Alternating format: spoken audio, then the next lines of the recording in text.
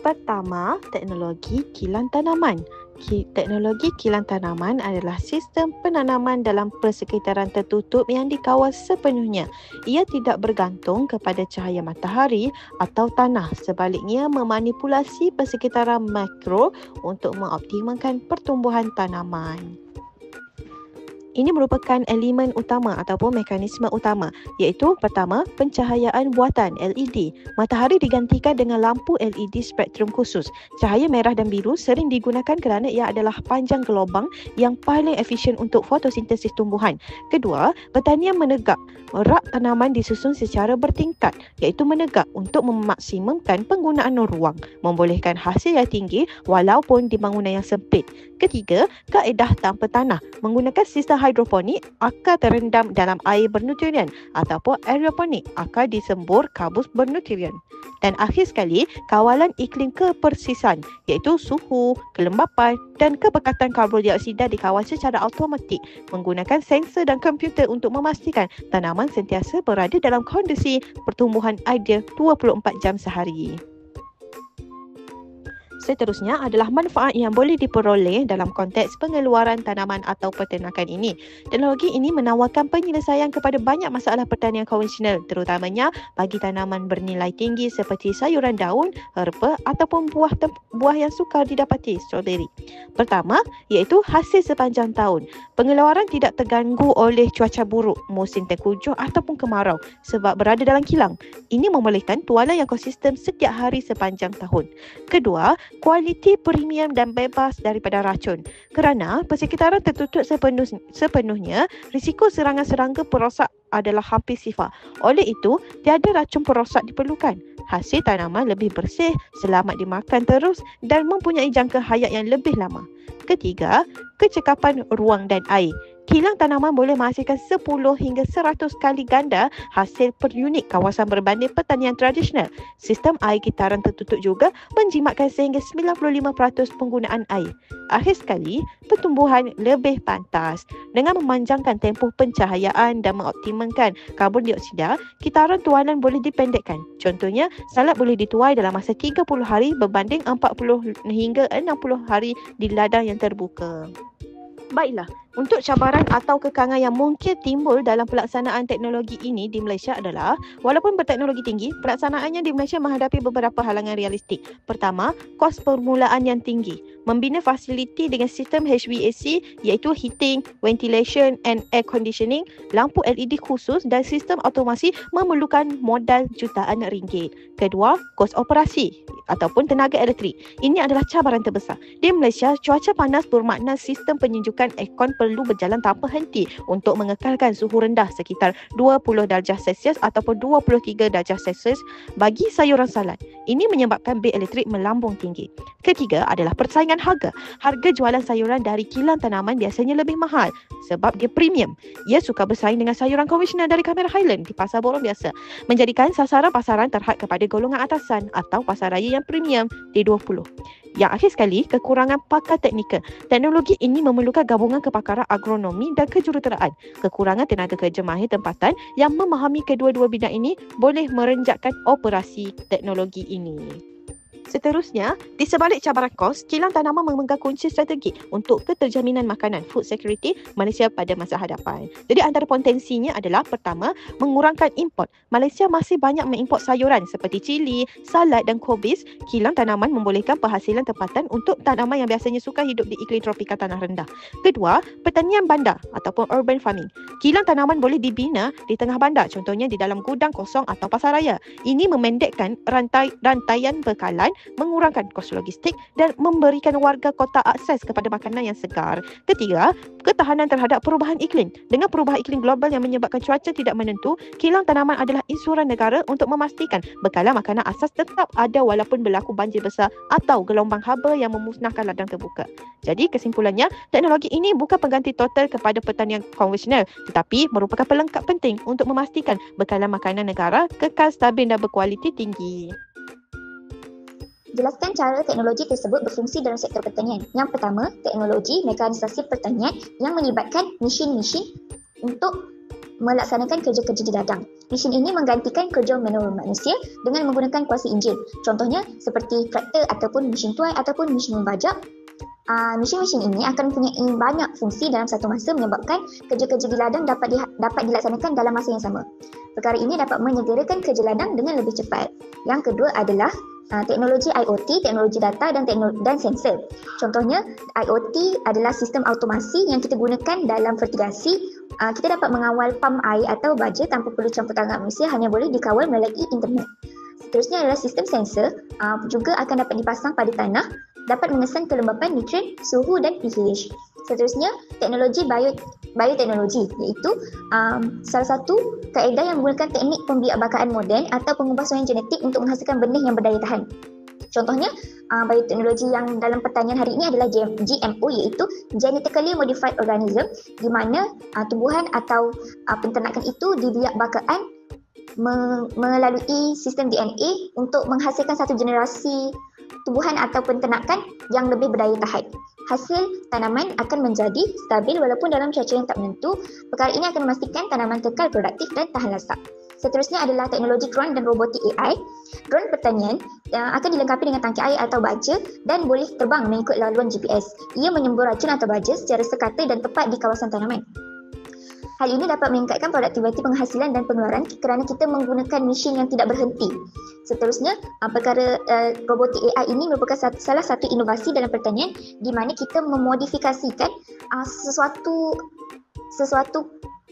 teknologi kepada teknologi yang baru untuk melancarkan lagi proses pertanian.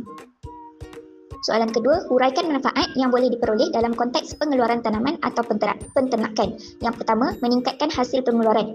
Teknologi-teknologi yang digunakan seperti mekanisasi ataupun fertigasi ataupun bioteknologi itu dapat membantu tanaman tumbuh dengan lebih cepat dan seragam. Contohnya dalam bioteknologi dapat menghasilkan satu pokok yang baru yang dapat mempercepatkan pembesaran penanaman melalui teknologi pembiakbakaan moden. Seterusnya, dalam penternakan pula, kita dapat lihat penggunaan automatic feeder dan sistem kandang pintar melalui IoT dapat memastikan haiwan menerima nutrisi mencukupi. Sekaligus, perkara ini akan meningkatkan kadar pembesaran dan penghasilan susu atau daging. Yang kedua adalah memastikan kualiti tanaman dan haiwan lebih konsisten. Di mana contohnya seperti sistem sensor yang digunakan ataupun robotik AI ataupun IoT yang digunakan dapat mengawal nutrien menjadikan tanaman itu dapat menerima nutrisi dan keperluan tumbuhan yang mencukupi. Perkara ini dapat menghasilkan saiz, warna dan kualiti yang lebih seimbang kerana teknologi ini telah diprogramkan. Seterusnya, dalam penternakan pula, sensor kesihatan haiwan yang diletakkan di kandang dapat mengenal pasti penyakit yang dialami dan menyebabkan kualiti daging, susu atau telur lebih terjamin. Yang ketiga adalah mengurangkan kos buruh dan masa, di mana masa untuk bekerja akan menjadi lebih singkat kerana hanya menggunakan tenaga daripada teknologi yang tidak berhenti. Seterusnya, perkara ini akan dapat mengurangkan kos operasi jangka panjang apabila kita tidak lagi menggunakan tenaga kerja manusia dan tidak perlu lagi untuk membayar upah. Soalan yang ketiga, bincangkan cabaran atau kekangan yang mungkin timbul dalam pelaksanaan teknologi tersebut di Malaysia. Yang pertama, cabaran yang boleh timbul adalah daripada segi kos permulaan yang tinggi, di mana teknologi yang kita gunakan seperti drone ataupun sensor ataupun sistem IoT dan AI yang diintegrasikan ke dalam teknologi ini memerlukan modal awal yang sangat besar. Perkara ini akan membuatkan petani-petani kecil yang baru sahaja hendak memulakan pertanian atau peternakan mereka tidak mampu lagi menanggung kos pembelian ataupun kos penyelenggaraan ataupun kos latihan untuk menggunakan teknologi tersebut. Kesannya, perkara ini dapat menyebabkan jurang yang besar antara petani kecil dan petani yang sudah stabil. Selain itu, kesannya juga dapat dilihat terhadap kualiti dan kuantiti tanaman yang ditanam. Yang kedua adalah kekurangan kemahiran dan kepakaran, di mana ramai petani pada masa sekarang ini tidak mempunyai kemahiran untuk mengendalikan peralatan teknologi. Ini menyebabkan petani ini masih bergantung terhadap kaedah-kaedah tradisional pertanian, menyebabkan penghasilan tanaman mereka menjadi lambat. Selain itu, kekangan literasi digital ini boleh melambatkan adaptasi teknologi moden ke dalam pertanian dan penternakan. Yang ketiga adalah infrastruktur sokongan yang tidak seragam. Masalah seperti capaian internet lemah ataupun liputan GPS yang tidak stabil dan akses elektrik yang terhad juga boleh menyebabkan boleh menjadi cabaran kekangan terhadap pelaksanaan teknologi di Malaysia. Perkara ini akan membuatkan teknologi-teknologi ini tidak mampu untuk berfungsi secara optimum kerana mereka tidak disokong dengan perkara yang penting. Soalan seterusnya adalah nyatakan potensi jangka panjang teknologi tersebut dalam memperkukuhkan keselamatan makanan negara. Yang pertama, dapat menjamin bekalan makanan yang lebih stabil. Dengan adanya teknologi seperti fertigasi ataupun hidroponik ataupun sensor yang digunakan dan AI, pengeluaran tanaman boleh dijalankan sepanjang tahun tanpa perlu bergantung kepada cuaca ataupun manusia. Ini dapat membantu negara membekalkan bekalan makanan yang konsisten walaupun berlaku perubahan iklim atau bencana dalam sesuatu tempoh masa tertentu. Yang kedua, meningkatkan produktiviti tanaman dan ternakan. Teknologi baharu yang diadaptasikan ke dalam pertanian atau penternakan dapat meningkatkan hasil per hektar, mempercepatkan pertumbuhan tanaman dan memperbaiki kadar pembesaran haiwan. Dalam jangka masa panjang, ini dapat mengurangkan kebergantungan Malaysia terhadap makanan import dan mengukuhkan keupayaan sara diri negara self-sufficiency level. Yang terakhir adalah mengurangkan kebergantungan import dan risiko rantaian global. Dengan produktiviti yang lebih tinggi dan teknologi yang lebih efisien terhadap bidang pertanian negara kita, Malaysia boleh mengurangkan pergantungan terhadap bekalan luar negara, di mana ini dapat mengurangkan risiko terputusnya bekalan akibat konflik global yang berlaku ataupun krisis ekonomi yang sedang melanda satu dunia ataupun kenaikan harga makanan dunia. Baiklah, yang seterusnya teknologi drone dalam pertanian. Yang pertama, cara teknologi drone berfungsi dalam sektor pertanian. Drone pertanian berfungsi dengan menggunakan kamera beresolusi tinggi, sensor multispektral dan GPS untuk memantau keadaan ladang secara real time. Ia terbang secara automatik mengikut laluan yang telah diprogramkan untuk mengambil data tentang kesihatan tanaman, kelembapan tanah, pengesanan penyakit dan kawasan tanaman yang bermasalah. Drone penyembuh, sprayer drone, pula berfungsi menyembuh baja, racun perosak atau air dengan lebih tepat, seragam dan hanya pada kawasan yang diperlukan, iaitu ia mengurangkan pembaziran input. Data yang dikumpul dihantar ke aplikasi atau sistem komputer untuk dianalisis, membantu petani membuat keputusan yang lebih cepat dan tepat. Selain itu, manfaat dalam pengeluaran tanaman atau penternakan bagi drone. Ia meningkatkan hasil tanaman melalui pemantauan kesihatan tanaman yang lebih kerap dan tepat, iaitu membolehkan masalah dikenal pasti lebih awal. Selain itu, ia mengurangkan kos operasi seperti kos buruh, kos baja dan racun kerana drone hanya menyembuh pada tempat yang betul. Di samping itu, ia meningkatkan kecekapan masa. Contohnya, drone penyembuh mampu menggantikan kerja yang biasanya mengambil masa berjam-jam kepada hanya beberapa minit. Dalam penternakan, drone membantu memantau pergerakan haiwan, mengesan kecederaan dan memeriksa perimeter ladang tanpa perlu petani turun padang setiap masa. Dan akhir sekali, teknologi drone juga mengurangkan risiko keselamatan petani daripada pendedahan kepada bahan kimia. Seterusnya ialah cabaran pelaksanaan teknologi drone di Malaysia. Yang pertama, kos permulaan yang tinggi termasuk harga drone, penyelenggaraan serta perisian analisis data. Yang kedua, kekurangan kemahiran dan latihan terutama dalam mengendalikan drone, membaca data sensor serta mengurus sistem automasi. Yang ketiga, isu peraturan dan keselamatan penerbangan kerana penggunaan drone dikawal oleh pihak berkuasa seperti CAAM iaitu Civil Aviation Authority of Malaysia.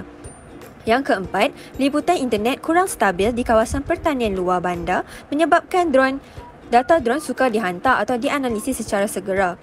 Dan yang terakhir, masalah cuaca seperti hujan lebat dan angin yang kuat dapat mengganggu operasi drone di ladang. Yang terakhir, potensi jangka panjang dalam memperkukuh keselamatan makanan negara menggunakan drone. Drone berpotensi meningkatkan produktiviti dan kecekapan sektor pertanian bagi dalam memastikan bekalan makanan negara lebih stabil dan mencukupi. Teknologi ini menyokong amalan pertanian pintar iaitu smart farming yang mengoptimumkan penggunaan tanah, air dan sumber seterusnya meningkatkan hasil secara berterusan. Penggunaan drone boleh mempercepatkan pengesanan penyakit tanaman di peringkat awal, mengelakkan kerugian hasil yang besar dan dapat memastikan rantaian makanan tidak terganggu. Dalam jangka panjang, drone boleh menyumbang kepada pengurangan kebergantungan kepada buruh asing dan menjadikan sektor pertanian lebih moden, berdaya saing dan mampan. Sekian, terima kasih.